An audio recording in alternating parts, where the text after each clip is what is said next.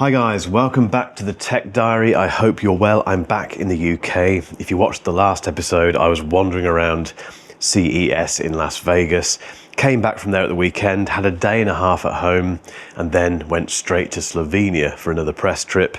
So I'm a bit all over the place, but I'm back home now, which is what matters, and back creating content and just cracking on. I look very tired. Apologies. Need a shave. This is what the diary is all about. You see the state of this. Anyway, let's swing you around. There's something I want to talk about today, which is very close to my heart, and possibly very close to your heart if you're an Apple person, is the MacBook Pro. I have three examples here. We have the M3 base model version. By the way, Hoxton Macs, they're not sponsoring this video, but they have been very helpful in terms of getting review units to us when we need them. They basically sell refurbished Macs, and they're very affordable, very good service, and they lent us this to do these videos with, which is very nice of them. Thank you very much, guys.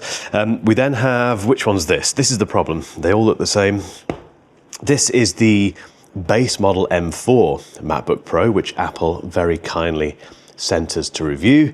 And this is my very smudged M3 Max MacBook Pro, which I've had for over a year now, and it cost me a fortune, as I've mentioned on lots of occasions previously. The reason I've got all these Macs in front of me is because for the main channel, I've finally, quite late admittedly, done a review of the base model M4 MacBook Pro, this one here.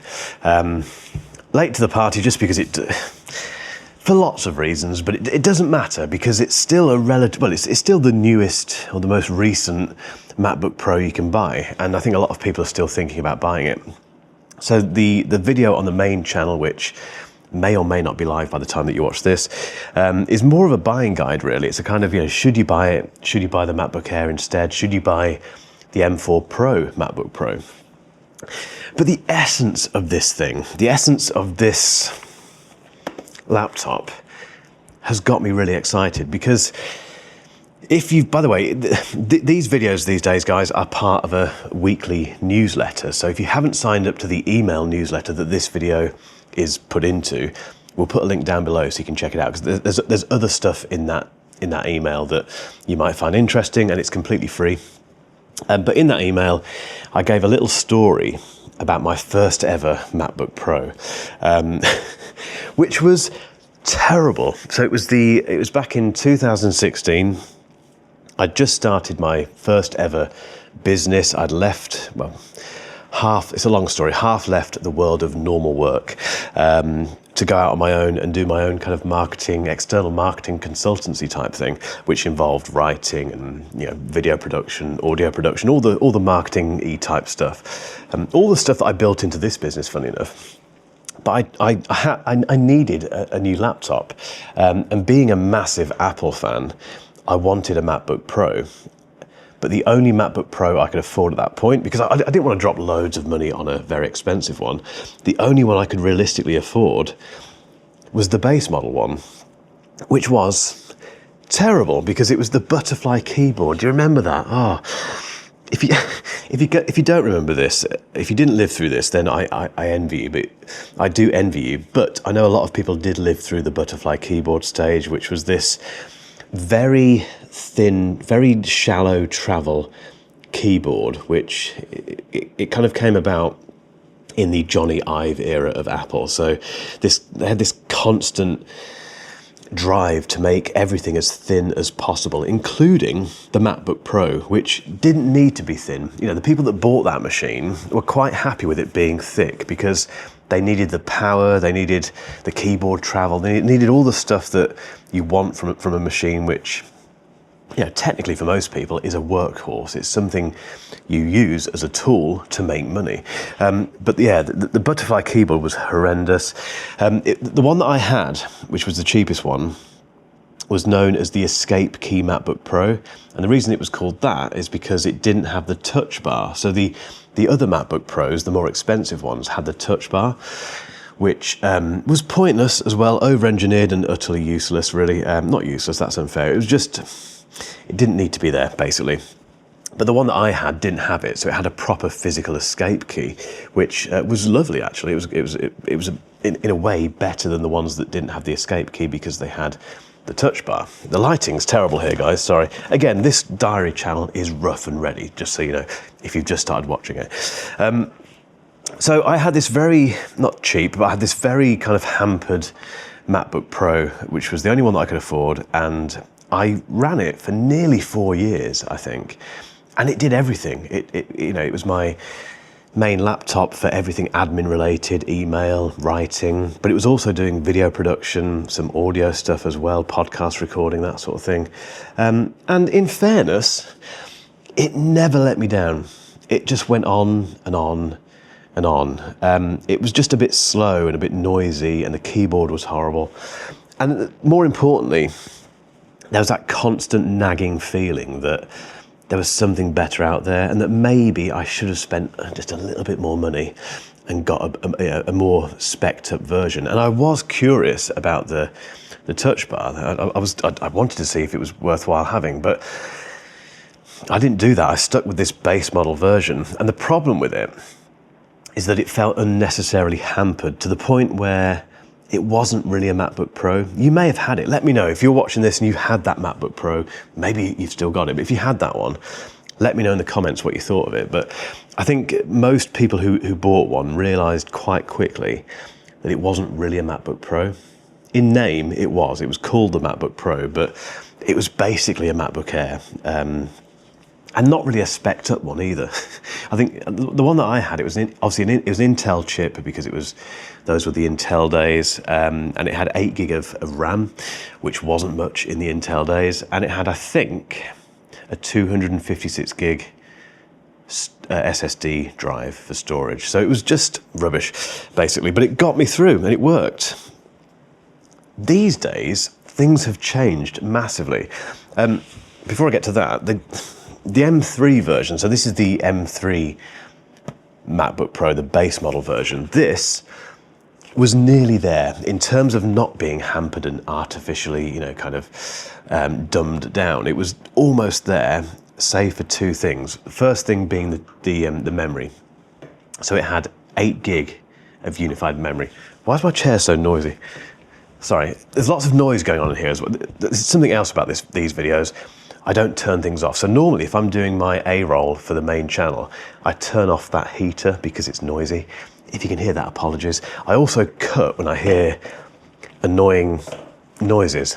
Don't do that on this either, so there you go. Anyway, I digress. Yeah, two reasons that this one wasn't great is, first one is the memory. So it had 8 gig of unified memory, which didn't bother me. I gave this quite a good review last year, but I understand why a lot of people didn't like that. Yeah, a MacBook Pro with 8 gig of memory, what's going on?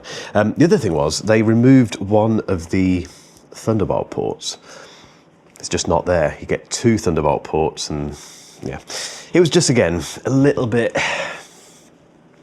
hamstrung. Now, oh, and also it only came in one color, which was silver. Now we have the base model M4 MacBook Pro, and in the video I've made about this for the main channel, I've called this the best ever MacBook Pro, and I completely stand by that. And the reason for that is because it doesn't have any of those concessions. They haven't removed anything. So you get all of the ports. You get 3 Thunderbolt ports. So you obviously get the SD card slot and HDMI, etc. But you get all of the ports that you get in the most expensive 16-inch MacBook Pro. You also get 16 gig of unified memory as standard. You cannot buy an 8 gig MacBook Pro brand new from Apple anymore. It's just not a thing. They've got rid of it. So that particular grumble has gone. You can't configure this MacBook Pro with 8 gig of RAM. It's aging me, isn't it? With 8 gig of unified memory, it just does not exist, which is fantastic. The display is the same as the more expensive MacBook Pros. Everything about it, apart from things like the memory that it can take maximum, and memory and storage, you can only take them up to a certain amount. You then have to go to the M4 Pro, etc. But apart from that, and the fact that you can drive extra displays with the M4 Pro and M4 Max versions in terms of external displays. Apart from that, oh, and cores, you know, this has, I think, 2 less CPU cores and 6 less GPU cores than the M4 Pro MacBook Pro. Aside from that, it's got everything.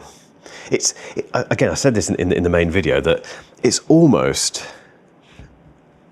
impossible to believe that this exists, because Apple does have this history of artificially hampering base model products so you buy the next one up. It's a classic sales tactic. Here's the base model one, it's got a good starting price, but it doesn't have this stuff which this one does have, so why don't you just buy that instead?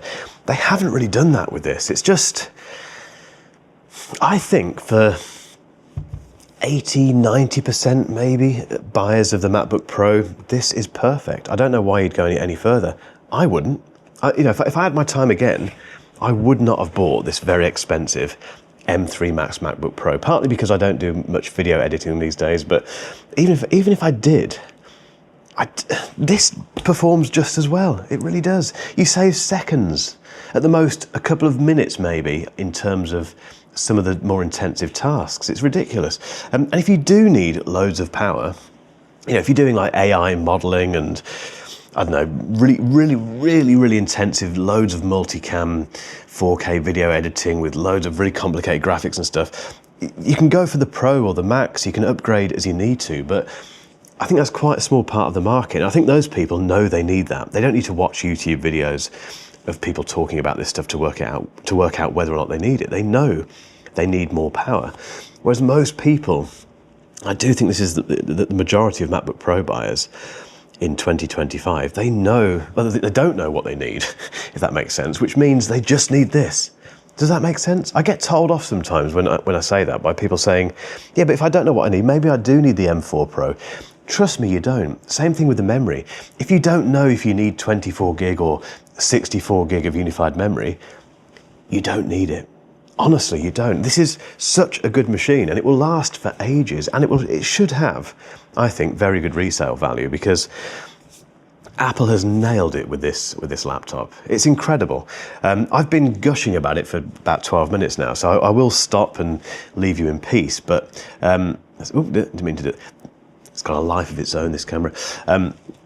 Yeah, I just wanted to make a little video aside from the main channel video about it, because I'm genuinely a little bit surprised it exists. You know, it's taken me 3 months to get my hands on one, but the base model M4 MacBook Pro is just genius. Why didn't they do it before? Why have they done it now? That's the other thing. The last thing I'll say is, although you can get this now in space black, that's the other thing they've changed. So the M3, the base model M3 MacBook Pro only came in silver. You can get the base model M4 MacBook Pro now in space black. Space black doesn't wear very well. So I've had a space black MacBook Pro for over a year now with my M3 Max version, and it's chipped here and there. You know, some of the space black has come off, and it smudges horrendously. I mean, this one is brand new pretty much, and you can see it. Unless you're going to keep giving it a scrub, you know, keep giving it a polish, it looks pretty grubby. It just looks a bit dirty. So worth bearing that in mind. I still think the silver one looks best, actually, personally. But anyway, enough waffle from me, guys. I would love to know, like I say, if you're buying a base model M4 MacBook Pro this year, what are you going to do with it? I'd love to know. And if you're not buying it, if you're buying a different model, or if you're going for the MacBook Air instead, why? Get involved down below in the comments. And equally, do you agree with me? Do you agree with the point that I'm making with this, which a lot of other people are as well, that Apple has somehow inadvertently made the best ever MacBook Pro the base model version? Do you agree with that? Get involved in the comments, guys. And if you haven't hit subscribe yet, give it a little click. Makes a big difference. We're trying to grow this channel. We're trying to grow this channel, and it's working. You know, we're getting more subscribers. That means we can do more stuff with it. And yeah, happy days. It's very rough and ready, completely different from my main channel, but I hope you're enjoying it. Now I'm off to the gym, actually, because it's time to try and shake off some of the Vegas hangover, which is completely related to flying and time differences. That's it. Anyway, guys, take care, and I'll catch you in the next episode. Cheers.